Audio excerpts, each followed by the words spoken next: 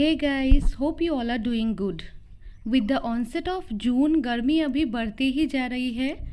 तो आज इस वीडियो में मैं आपके साथ कुछ टिप्स एंड ट्रिक्स शेयर करने वाली हूँ जो मैं अपने डे टू डे लाइफ में अप्लाई करती हूँ। कुछ ऐसे ट्रिक्स है जो मैं यूज़ करती हूँ अपने घर को फ्रेश स्मेलिंग रखने के लिए, जो कि बहुत ही ज़्यादा सिंपल एंड ईजी है। प्लस कुछ ऐसी चीज़ें जो आपके लिए यूज़फुल एंड मोटिवेटिंग हो सकता है।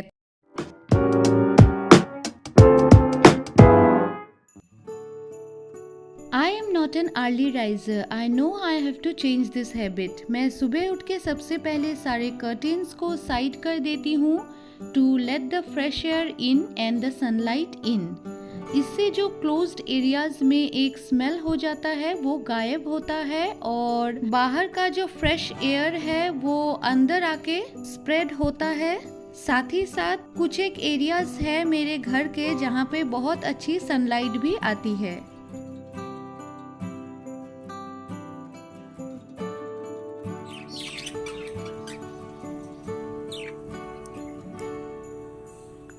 किचन में बहुत सारा कुकिंग जब होता है तब पूरे घर में अलग अलग रेसिपीज का स्मेल स्प्रेड हो जाता है।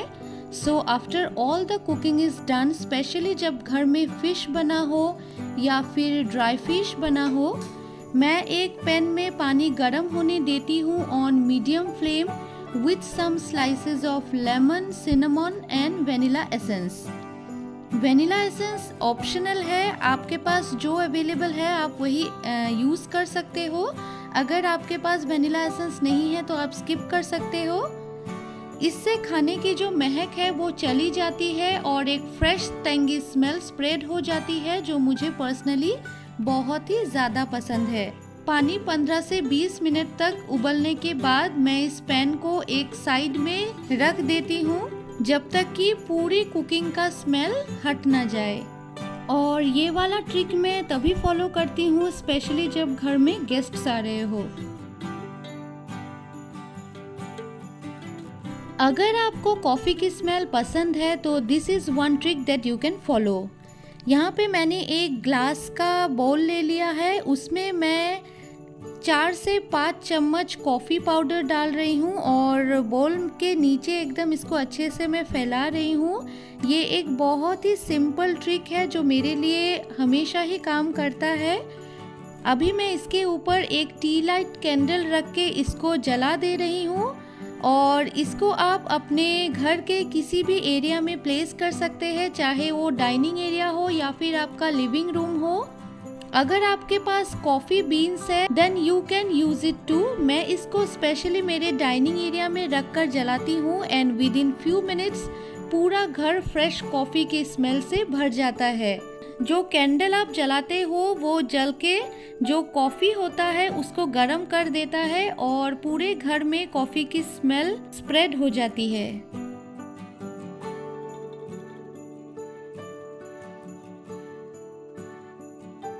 ये कुछ वेजिटेबल्स है जो मेरे किचन गार्डन से तोड़ के लाया गया है। पम्पकिन को 2-4 दिन पहले ही तोड़ के लाया गया था पर ये गर्मियों के वजह से ख़राब हो रहा था, तो इनको मैंने ऐसे छोटे छोटे पीसेस में कट कर लिया है और अभी एक एयर टाइट कंटेनर में मैं इसको स्टोर करके रख रही हूँ। फ्रिज में मैं इसको रख दूँगी ताकि ये ज़्यादा टाइम के लिए फ्रेश रह सके।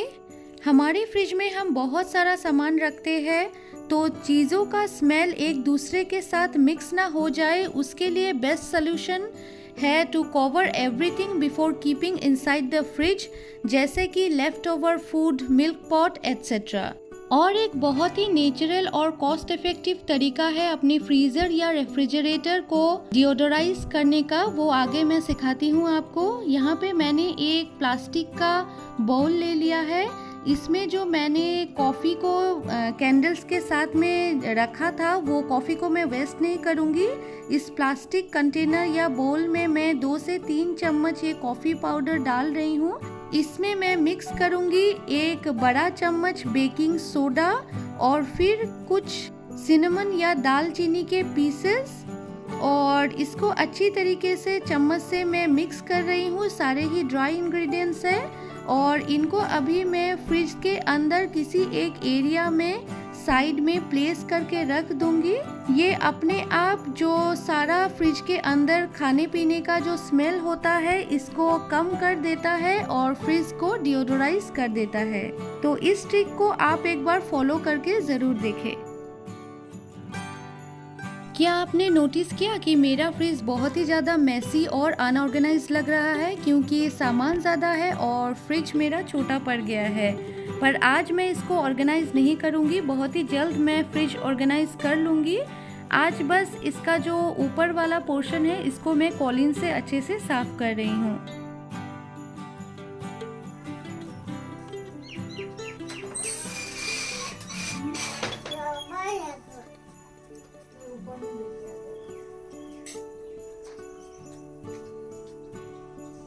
लिविंग रूम और बाकी सारी रूम के जो कुशन्स और पिलोज है उनको मैं वीक में एटलीस्ट एक दिन बाहर धूप में सूखने देती हूँ फॉर एन आवर और 2। इससे कुशन्स एंड पिलोज का जो फ्लफीनेस है वो रिगेन हो जाता है, प्लस ये फ्रेश स्मेल भी करते हैं।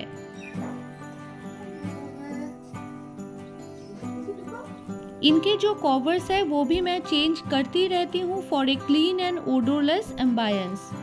चेंज्ड कवर्स को धोने देती हूँ और वॉश्ड कवर्स को लगा देती हूँ और इनको मैं उसी दिन वॉशिंग में डालती हूँ जिस दिन धूप बहुत कड़क हो, ताकि ये एक ही धूप में सूख जाए। अदरवाइज जो कपड़े होते हैं उनमें से एक डैम्प स्मेल आने लगती है जो मुझे बिल्कुल अच्छा नहीं लगता। It really feels nice to have a fresh smelling house.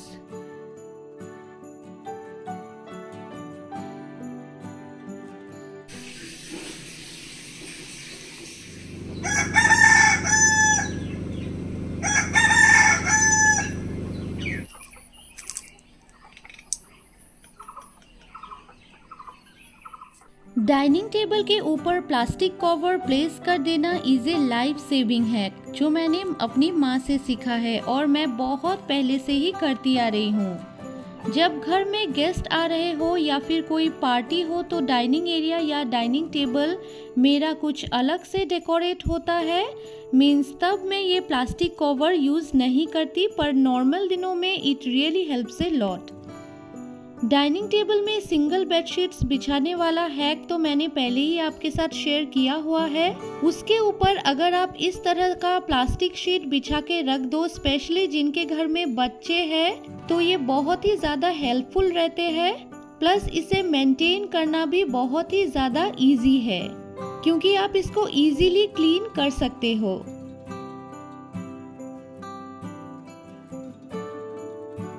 एक ट्रिक जो मैं बरसों से यूज़ करती आ रही हूँ वो है to keep your medicine drawer separate, ताकि जो मेडिसिन है वो दूसरे चीज़ों के साथ मिक्सअप ना हो जाए और जब भी आपको जिस भी मेडिसिन की ज़रूरत हो आप इजीली उसको उस ड्रॉयर या फिर उस कैबिनेट से निकाल सकते हो, यूज़ कर सकते हो। और सारे मेडिसिन को रखने का अगर एक पर्टिकुलर जगह आप असाइन करके रख दो तो चीज़ें ऑर्गेनाइज्ड भी रहती है और टाइम में आपको बहुत इजी भी होता है उनको ढूंढ के निकालने का। इसके साथ ही मैं हमेशा ही एक पाउच रेडी रखती हूँ घर में विथ ऑल द नेसेसरी और बेसिक मेडिसिन्स, जैसे कि सेरिडॉन हो गया, विक्स हो गया, बोरोलिन हो गया, लाइक दैट, ताकि अगर मैं कहीं बाहर जा रही हूँ तो उस मेडिसिन पाउच को मैं अपने साथ कैरी कर पाऊँ। कियान के जो मेडिसिन होते हैं वो मैं उसी के बैग में कैरी करती हूँ, पर मेरे और पंकुल के जो मेडिसिन होते हैं, थोड़े बहुत जो बेसिक मेडिसिन होते हैं, वो इस तरह के पाउच में मैं रेडी करके रख देती हूँ इसी मेडिसिन ड्रॉयर में। With time I have learned to live a simple yet peaceful life. हमारे लाइफ में जो सिंपल प्लेजर्स होते हैं ना, उनको अप्रिशिएट करना जब हम सीख जाते हैं तो लाइफ बहुत ही ज़्यादा इजी हो जाती है। जो धूल, जो क्लटर एक्युमुलेट होती है हमारे घर में, वो बिल्कुल नेचुरल है, cause they are science of living. क्योंकि ज़्यादातर टाइम मैं घर में रहना ही पसंद करती हूँ, तो I like to keep my home neat and clean. Daily cleaning के लिए मेरे पास हेल्पर्स है, पर फिर भी कुछ एक पर्टिकुलर चीज़ें हैं जिनको ऑर्गेनाइज करके रखना मेरे डेली रूटीन का हिस्सा है, बट विदाउट एनी स्ट्रिक्ट और स्पेसिफिक शेड्यूल। अपने टाइम और ज़रूरत के हिसाब से मैं अपने दिन को प्लान आउट करती हूँ।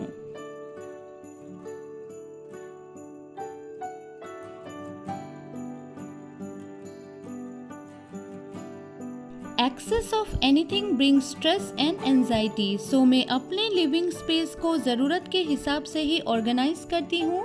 It keeps my home orderly, manageable and more functional. हाँ, home decor is my passion, so मेरे घर में आपको डेकोर आइटम्स तो बहुत सारे मिल जाएंगे। They give me peace and happiness.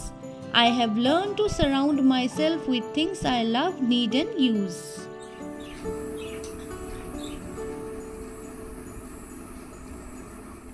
एक चीज़ जो मैंने समय के साथ सीखा है वो ये है कि मैं हमारा वीकली मील प्लान कर लेती हूँ, स्पेशली बिफोर संडे आफ्टरनून, क्योंकि संडेज़ को मैं और मेरे हस्बैंड वीकली शॉपिंग के लिए मार्केट जाते हैं।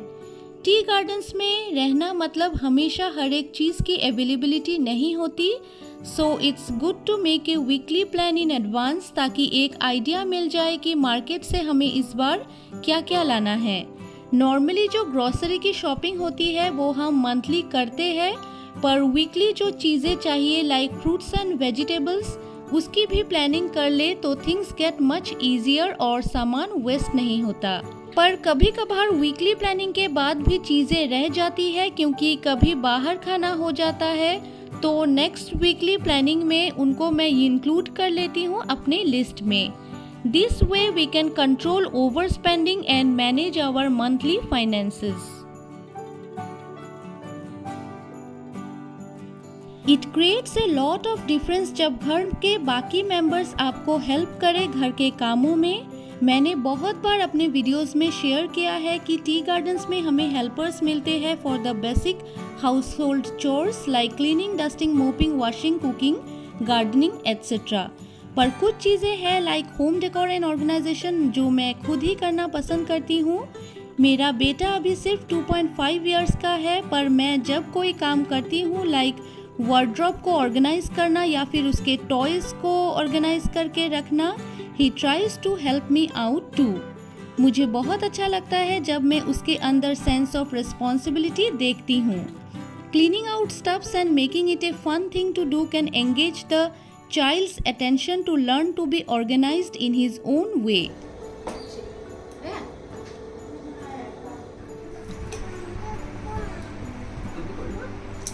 I am lucky to have a partner too जो मेरे हर एक काम में मेरी हेल्प करने को रेडी रहता है, apart from his own work. Working together and supporting each other is very important. और फिर एक ज़रूरी चीज़ होती है to pamper yourself. बहुत सारा पेंडिंग काम करने के बाद हम एक दूसरे के साथ क्वालिटी टाइम बिताना पसंद करते हैं, लाइक एक साथ बैठ के टीवी देखना, चाय के साथ कुछ स्नैक्स एंजॉय करना या फिर कियान के साथ खेलना। We pamper each other with this little happy moments of togetherness.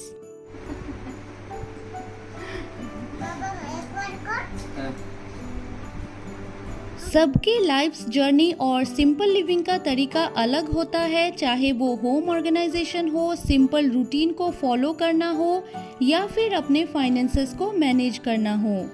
So guys, I hope आज का जो ये वीडियो है ये आप लोग को पसंद आया होगा।